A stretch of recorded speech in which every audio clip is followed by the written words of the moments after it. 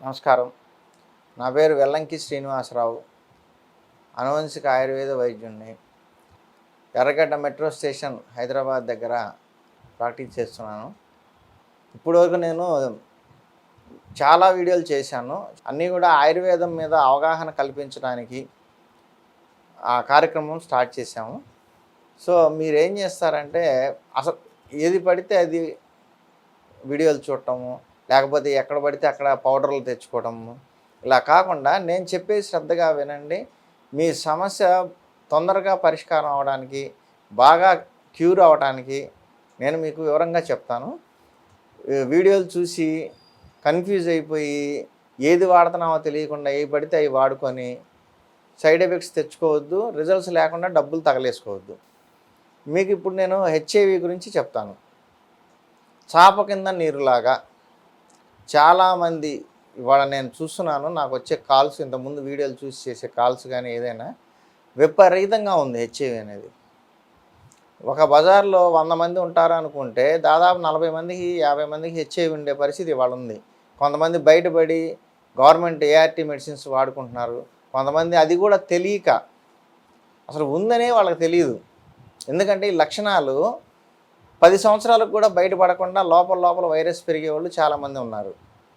కాబట్టి కొంతమందికి సోకిన వెంటనే, అంటే సపోజ్ ఖండం లేకుండా వెళ్ళారు, అది ఆడ కావచ్చు మగ కావచ్చు, ఖండం లేకుండా సెక్స్కి వెళ్ళిన వాళ్ళకి ఆటోమేటిక్గా 2-3 రోజులు గడిచే కొద్దీ జ్వరం రావటం, దురదలు రావటం, అంగం మీద దురదలు రావడం, గొంతు నొప్పిగా ఉండటం, ఇలాంటి లక్షణాలు కనిపిస్తాయి.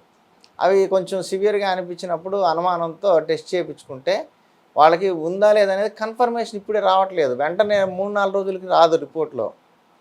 కాబట్టి రిపోర్ట్ చేయించుకోవాలి అనుకుంటే 90 రోజులు తర్వాత ఖచ్చితంగా బయటపడుతుంది, అది కన్ఫర్మేషను.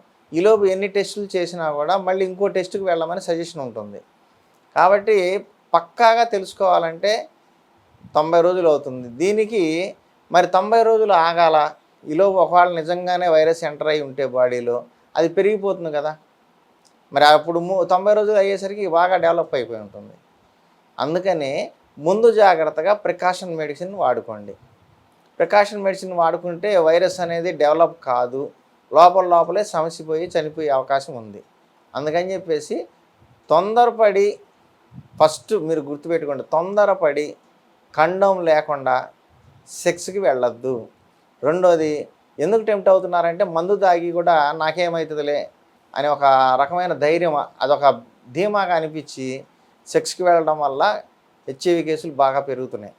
అలాగే అవకాశం వచ్చింది, ఈ టైం మళ్ళీ వస్తుందో రాదో, మళ్ళీ సెక్స్ చేయడానికి ఇట్లాంటి సందర్భం దొరికిద్దో లేదో అని తొందరపడి కాంప్రమైజ్ అయిపోయి ఆ టెంప్టేషన్లో ఖండం లేకపోయినా సెక్స్ చేసి తెచ్చుకుంటున్నారు.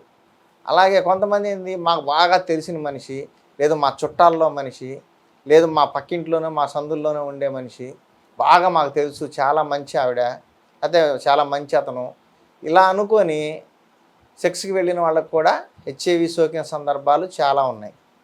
అలాగే హాస్టల్స్లో చూస్తున్నాము, సింగిల్గా ఉంటున్నారు అమ్మాయిలు అబ్బాయిలు, ఈ వీడియోలు చూడటము, పోర్న్ సైట్లు చూడటము, బయట ఉండే సోషల్ మీడియా కానీ సినిమాలు కానీ ఏది చూసినా కూడా విచ్చలవిడి సెక్స్ అనేదాన్ని ప్రోత్సహిస్తూనే ఉన్నాయి. వీటి వల్ల ఏం చేస్తున్నారు, అక్రమ సంబంధాలకు పాల్పడుతున్నారు. ఇంటి దగ్గర ఊళ్ళో ఉంటే పెద్దల భయం ఇవన్నీ ఉంటాయి, ఈ సిటీకి వచ్చేసి రూమ్స్లో ఉండే వాళ్ళకి కూడా అదే ఫ్రీడమ్ అయిపోయింది. సో ఈ సందర్భాల్లో వాళ్ళన్నీ రోగాలు తెచ్చుకోవడానికి దోహదపడుతున్నాయి. వీళ్ళు ఏం చేస్తున్నారంటే వచ్చిన పని చూసుకొని స్టడీస్ చేసుకొని హ్యాపీగా మంచి కెరీర్ బిల్డప్ చేసుకుంటే వాళ్ళు అమీర్పేట వచ్చి రూమ్స్ తీసుకున్నా కానీ బాగుంటారు, వాళ్ళ కెరీర్ డెవలప్ చేసుకుంటారు, జాబ్స్ కొడతారు, మంచిగా సెటిల్ అవుతారు. కానీ ఇక్కడికి వచ్చిన తర్వాత వాళ్ళని చూసి వీళ్ళని చూసి సమాజాన్ని చూసి చెడిపోయి అక్రమ సంబంధాలు లేకపోతే అదొక స్టేటస్ లేకుండా పోయిందని, బాయ్ ఫ్రెండ్ ఉంటే గర్ల్ ఫ్రెండ్ ఉంటే స్టేటస్ అని, ఈ విధంగా ఆలోచనలు చేసి విచ్చలవిడితనం పెరిగిపోయి మళ్ళీ రూమ్స్ ఉన్నాయి, ఓయో రూమ్స్ అని. ఇదివరకు సెక్స్ చేయాలంటే వాళ్ళకి స్థలం కావాల్సి వచ్చేది, ఒక రూమో ఏదో కావాల్సి వచ్చేది. ఇప్పుడు అది లీగల్గానే రూమ్స్ ఇచ్చేసేస్తున్నారు, ఓయో రూమ్స్ అని చెప్పి ఆ రూమ్స్లోకి వెళ్ళటం, ఈ తప్పుడు పనులు చేయటము, సెక్స్ చేసేటప్పుడు కండం గురించి జాగ్రత్తలు తీసుకోకపోవడం, సరిగ్గా కండం తొడుక్కోలేకపోవడము, ఆ కండం పగిలిపోయి సెక్స్కి చేసిన సందర్భంలో కండం పగిలిపోవడం వల్ల కూడా హెచ్ఐవి వచ్చిన వాళ్ళు చాలామంది ఉన్నారు. జారిపోయినా కూడా చూసుకోకుండా అలానే కంటిన్యూ అయిన వాళ్ళకు కూడా ఆ సెక్రెషన్స్, ఆ ద్రవాలు ఒకళ్ళకొకళ్ళు టచ్ అయిపోయి వాళ్ళకి మళ్ళీ హెచ్ఐవి వచ్చిన సందర్భాలు చాలా ఉన్నాయి. చిన్న వయసు పిల్లలు 20 ఏళ్ళు 22 ఏళ్ళు పిల్లలు స్టడీస్ కోసం అనే సిటీకి వచ్చి కూడా వీళ్ళు కూడా పాడు చేసుకుంటున్నారు లైఫ్. ఈ హెచ్ఐవి అనేది వచ్చిన తర్వాత ఇక వాళ్ళకి కెరీర్ ఏముంటుంది? దీన్ని ఎలా తగ్గించుకోవాలని చెప్పి హాస్పిటల్ చుట్టూ తిరగటము, 10 మందికి తెలిసిద్దేమని భయపడటము, లోపల నుంచి లోపల హెల్త్ చేసే ఒక భయంకరమైన బాధలు అనుభవిస్తూ ఇక కెరీర్ ఎక్కడ ఉంటుంది? కెరీర్ మీద కాన్సన్ట్రేషన్ చేయలేరు. ఒకవేళ వీళ్ళు కెరీర్ మీద ఏదో కాన్సన్ట్రేషన్ చేసి తప్పుదిద్దుకుంటాంలే అన్నట్టుగా ఏదో మెడిసిన్స్ వాడుకుంటా కంటిన్యూ చేస్తా కెరీర్ ప్లాన్ చేసినా కూడా ఫారిన్ వెళ్ళేటప్పుడు మెడికల్ టెస్ట్లో హెచ్ఐవి ఉందని తెలిస్తే వెంటనే రద్దు చేసేస్తారు. ఫారిన్ వెళ్ళడానికి అవకాశం లేదు, మీ కళలు నాశనం అయిపోతాయి, మళ్ళీ దేశంలోనే ఉండాలి. ఎప్పుడూ తెలియకుండా ఎంత దాచిపెట్టినా కానీ అక్కడికి వెళ్ళిన తర్వాత వాళ్ళు ఈ రీజన్ మీద రిజెక్ట్ చేసామని చెప్పి వచ్చినప్పుడు అందరికీ తెలుస్తుంది. అందుకని ముందు జాగ్రత్త పడండి. Prevention is better than cure. అంటే రాకుండా చూసుకోవాలి. రాకుండా జాగ్రత్త పడితే ఈ సమస్యలన్నీ రావు. మా డాక్టర్ల దగ్గరికి వచ్చే అవసరం కూడా మీకు ఉండదు. కాబట్టి మీరు ఏం చేస్తారంటే సెక్స్ చేయాలా, కండమ్స్ వాడాలా, ఇవన్నీ కూడా మీ డెసిషన్ మీద ఆధారపడి ఉంటాయి. మీ ఆరోగ్యం మీరు కాపాడుకోవాలంటే మీ జాగ్రత్త మీరు తీసుకోవాలి. ఇక మీరు తిరుగుతారా తిరగరా అనేది మాకు సందర్భం కాదు. పెద్దోళ్ళు చెబితే వింటలా, మేము చెప్తే వింటారని మేము అనుకోవట్లేదు. విన్నవాళ్ళు బాగుపడతారు. కనీసం జాగ్రత్తలు తీసుకున్న వాళ్ళు బాగుపడతారు. హెల్త్ కాపాడుకోవచ్చు, మనీ కాపాడుకోవచ్చు, కెరీర్ డెవలప్మెంట్ చూసుకోవచ్చు, ఇంకా రకరకాలుగా అభివృద్ధి చెందడానికి అవకాశం ఉంది. వన్స్ హెచ్ఐవి బాడీలోకి వచ్చిందంటే ఇక ఆటోమేటిక్గా మీరే కుంగిపోతారు.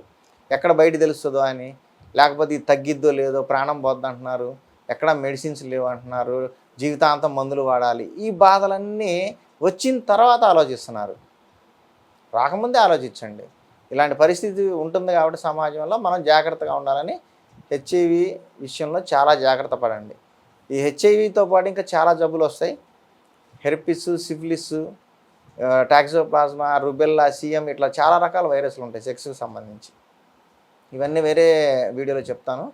ప్రస్తుతం ఈ వైరస్లు రాకుండా ఉండాలంటే ఫస్ట్ థింగ్ మనం చేయాల్సింది జాగ్రత్త పడటం, కండోమ్ యూజ్ చేయటం. కండోమ్ యూజ్ చేయండి, హెల్త్ విషయంలో జాగ్రత్తగా ఉండండి, మీకు ఎటువంటి రోగము రాదు. ఒకవేళ ఎవరికన్నా సిమ్టమ్స్ కనపడితే, జ్వరం రావటం అంటే వితౌట్ సెక్స్ చేసి ఉంటే, వితౌట్ కండోము సెక్స్ చేసి ఉంటే ఏదన్నా జ్వరం రావడం ఇలాంటి లక్షణాలు ఉంటే ఇమ్మీడియట్గా మీరు మెడిసిన్లోకి రావాలి. ప్రికాషన్ మెడిసిన్ అయినా తీసుకోవాలి. కాబట్టి హెచ్ఐవి విషయంలో మాత్రం చాలా జాగ్రత్తగా ఉండండి. నమస్కారం.